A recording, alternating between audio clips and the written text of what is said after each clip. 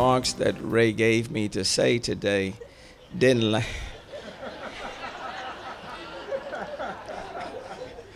As she was talking, I started having to eliminate some lines because I really came here to say, because when over the years and when I talked to Ray last, I mean, he said that he started the caucus, and I came here to say that, back in 1967, that's what Ray told me. And then Ray said he started the Gay Pride Parade, and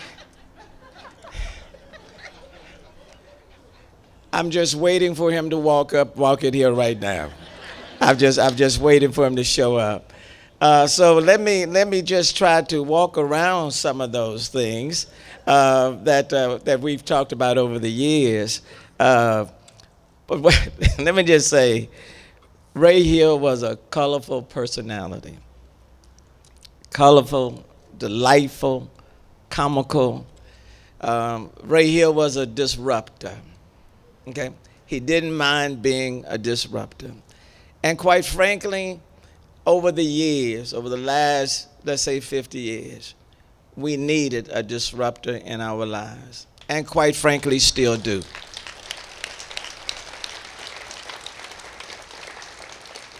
And that he was. He was a gladiator. Didn't care whether he had an army with him or whether he was just out there by himself. Kind of reminds me of that movie, Gladiator. You know, there's that scene when I can't think of the man's name. He told the other guy, you just won't die. You just won't die. Ray Hill was the sort of person, he just kept coming. And he didn't mind. I agree with Mayor Parker. He didn't mind losing everything. But when you're fighting for civil rights, human rights, gay rights, when you're fighting to reform a system that's been insensitive and excluded people for so long, in order to be effective, you can't mind losing everything. And so in that sense, whether standing as one or with many, for so many people, their lives have been made better because of the personality of a Ray Hill. Quite frankly, he made us all better. He certainly didn't mind challenging me and telling me as he saw it through his eyes, but he made us all better in his own way and in his own style. That's a good thing.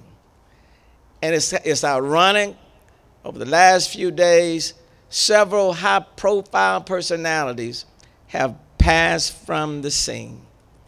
Isn't it ironic that in that group, so to speak, Ray Hill happens to be one? May not be talked about nearly as much, but for people who've been in prison, he's important. For those individuals who've been running to police and sometimes didn't get a fair shake, he's important. For people who've been systematically excluded and overlooking, whether it's gay rights or civil rights or just that person on the street, he's important.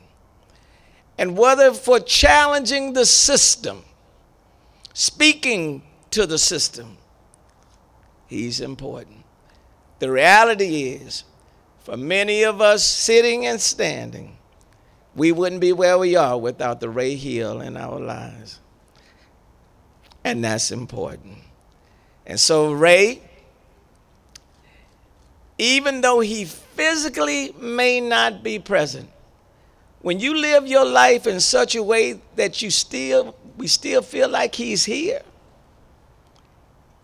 he did something right. Because even though he's physically not here, he's here. And lastly, what I would say, Ray, when I walk away from this group and Mayor Parker is not around, and when I'm talking to another audience, I'm going to say exactly what you told me to say. And I'm going to keep your story alive. And I'm going to let people know Ray Hill brought the gay pride into existence, started the GLBT caucus.